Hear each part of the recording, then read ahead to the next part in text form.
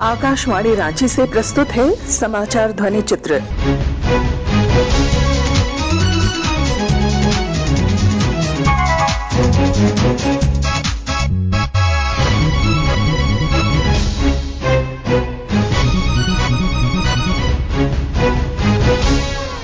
इस अंक में केंद्रीय मंत्रिमंडल और राज्य मंत्रिपरिषद की बैठक, खिलाड़ी सम्मान समारोह, आदि महोत्सव, गृह रक्षा वाहिनी का दीक्षांत समारोह और दुर्गा पूजा अनुष्ठान। प्रधानमंत्री नरेंद्र मोदी की अध्यक्षता में केंद्रीय मंत्रिमंडल की पिछले बुधवार को हुई बैठक में कई महत्वपूर्ण निर्णय लिए गए। बैठक के बाद केंद्रीय सूचना तथा प्रसारण मंत्री अनुराग सिंह ठाकुर ने इसकी जानकारी देते हुए बताया कि इस त्योहारों के समय भी एक ऐसा निर्णय जो हमारे केंद्र के कर्मचारियों और पेंशनर्स के हित में लिया गया है। केंद्र सरकारी के कर्मचारियों का देय डियरनेस अलाउंस और पेंशनर्स का देय डियरनेस रिलीफ में 1 जुलाई 2023 से 4% की वृद्धि करने का निर्णय किया गया है। इससे कुल मिलाकर देश भर में करोड़ों सरकारी कर्मचारी जो केंद्र सरकार के और पेंशनर्स उनको लाभ मिलेगा। ये वृद्धि अब कुल मिलाकर देखा जाए तो 42% से बढ़ाकर 46% हो जाएगी, जब 4% बढ़ोतरी हुई। दूसरा निर्णय रेलवे विभाग के नॉन गैजेटेड रेल कर्मियों के हित में है। 11,07,346 नॉन गैजेटेड एम्प्लॉयज रेलवे के, इनके लिए 78 दिन का बोनस देने का तय हुआ। इसके ऊपर लगभग 1,969 करोड़ रुपए खर्च होंगे। ये प्रोडक्टिविटी लिंक बोनस पिछले कई वर्षों से 2010-11 से रेल विभाग अपने कर्मचारियों को देता है और इस बार भी इसको देने का निर्णय लिया गया है क्योंकि त्योहार के समय उनको मिला। तीसरा निर्णय जो देश के किसानों से जुड़ा हुआ है, रबी की 6 फसलें हैं, उसका न्यूनतम समर्थन मूल्य यानी कि एमएसपी को निर्धारित करने का निर्णय किया गया और पिछले वर्ष की तुलना में ये एमएसपी ज्यादा है और तिलहन और सरसों में जो एमएसपी है उसको 200 रुपए प्रति क्विंटल की वृद्धि की गई है। मसूर के लिए 425 रुपए की प्रति क्विंटल वृद्धि की गई है।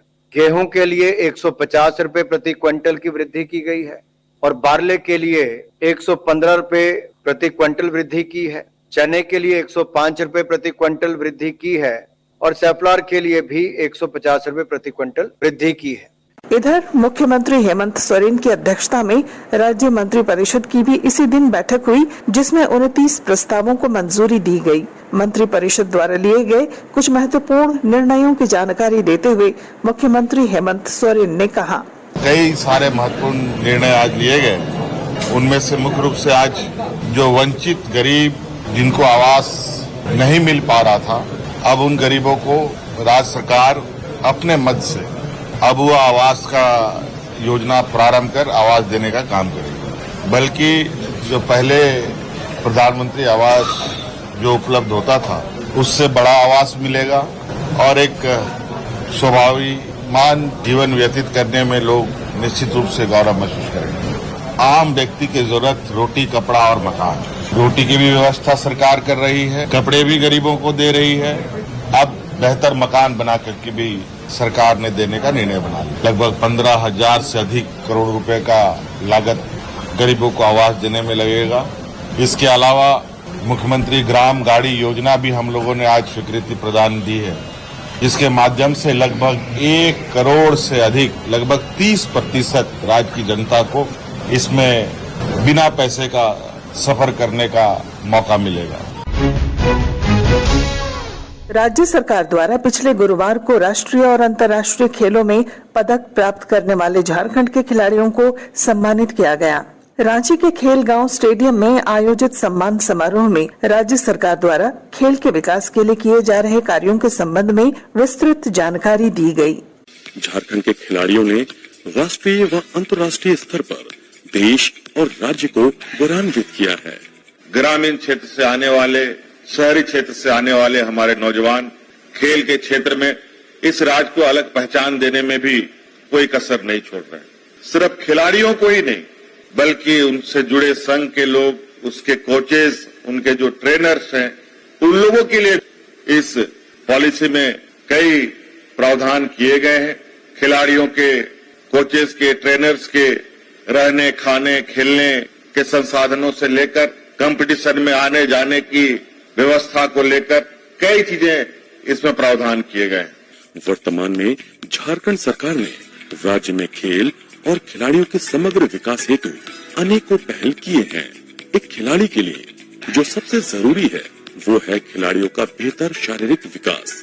झारखंड के आवासीय खेल केंद्रों में प्रशिक्षण ले रहे सभी खिलाड़ियों के शारीरिक विकास हेतु झारखंड सरकार ने उनके भोजन आदि की राशि को दोगुना करते हुए 175 से बढ़ाकर 350 रुपए तक की है।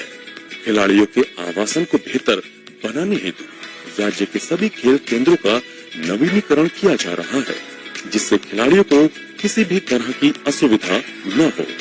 अंतर्राष्ट्रीय स्तर पर उत्कृष्ट प्रदर्शन कर झारखंड का गौरव बढ़ा चुके पूर्व खिलाड़ीगण जो अब रिटायर्ड हो चुके हैं या जो आर्थिक रूप से कमजोर हैं, उनके लिए झारखंड सरकार ने पेंशन योजना शुरू की है, जिसके अंतर्गत खिलाड़ियों को 10,000 रुपए प्रति माह एवं उनकी मृत्यु उपरांत उनके परिजनों को 5,000 रुपए प्रति माह देने का प्रावधान है। राज्य के सभी खिलाड़ियों, कोचेज, मैनेजर और खेल से संबंधित सभी लोगों को जोड़कर रखने हेतु झारखंड सरकार ने जोहार खिलाड़ी के नाम से ऑनलाइन पोर्टल की शुरुआत की है। झारखंड सरकार को धन्यवाद बोलना चाहती हूँ कि उनकी वजह से हम यहाँ तक पहुँचे हैं और हमें इस तरह हेल्प करे ताकि हम आने वाला कल दिन हमें और अच्छी तरह सुपर हॉकी को ले सके।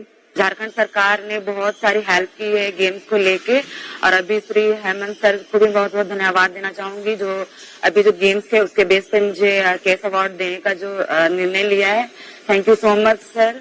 झारखंड सरकार सुनिश्चित कर रही है खेल और खिलाड़ियों का सुनहरा कल।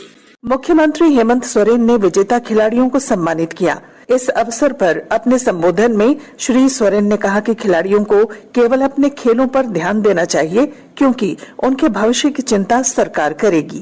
खेल गांव का जो संदेश है वो संदेश सिर्फ झारखंड ही नहीं पूरे देश दुनिया में गूंजे। हम इस परिकल्पना के साथ आगे बढ़ने का प्रयास कर रहे हैं कि आने वाला समय देश का कोई भी खेल बिना झारखंड के खिलाड़ियों से पूरा नहीं हो पाए। हर खेल में हमारे झारखंडी नौजवान लड़के लड़कियां अपने हुनर का प्रदर्शन करें।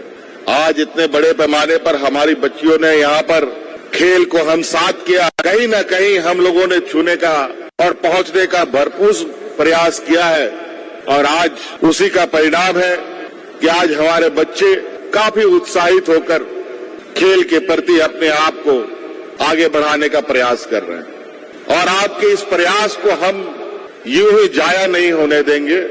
आप बिल्कुल अस्वस्थ रहें। आपके इस हुनर को तराशने का हर कोशिश सरकार करेगी। आप चिंता ना करें। आप खेल की दिशा में आगे बढ़ें। आपकी भविष्य सरकार चिंता करेगी। आपका पूरा जीवन कैसे सुरक्षित हो इसकी पूरी गारंटी के साथ हम आगे आपको बढ़ाने का काम करेंगे। केंद्रीय जनजातीय मंत्रालय द्वारा पिछले दिनों जमशेदपुर में आदि महोत्सव का आयोजन किया गया। महोत्सव में झारखंड समेत पूरे देश के विभिन्न राज्यों से जनजातीय समुदाय के लोगों द्वारा अपने उत्पादों का प्रदर्शन किया जा रहा है। पिछले शनिवार आदिवासी गीत नृत्य के बीच महोत्सव का शुभारंभ हुआ।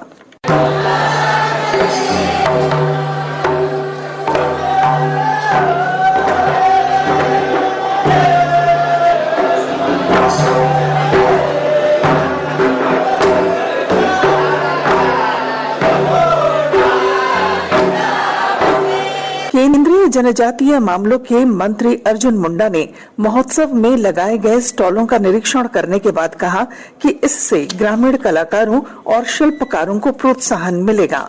जनजातीय समुदायों का देश भर का उत्पादन आदि महोत्सव जो इस बार जमशेदपुर में हो रहा है और आप देख रहे हैं कि आने वाले ठंड के लिए कितने उपाय जाड़े के समय में पहाड़ों में रहने वाले लोगों का उत्पादन किस तरीके से होता है। ये ट्रेडिशनल हैंडमेड सारी चीज़ें हैं। तो इस तरह के उत्पादनों को एक बाजार मिले, ये हमारा मंत्रालय और ट्राइफेड का काम है। ट्राइफेड इसको कर रहा है, इसके MD लगातार यहाँ पर आपको बताते रहेंगे। सरायकेला का हल्दी भी जो है वर्ल्ड फेमस हो रहा है, और अभी तो हल्दी बोर्ड का गठन फिर हो रहा है। तो ये जो हल्दी बोर्ड के गठन से हल्दी में जो प्रॉपर्टीज है, जो आदिकाल से हमारे लोगों ने इसको औषधीय गुणों के साथ देखा, तो इसको बहुत महत्व है।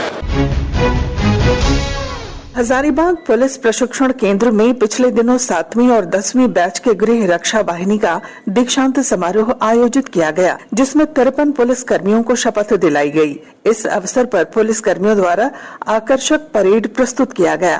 दीक्षांत परेड, चल।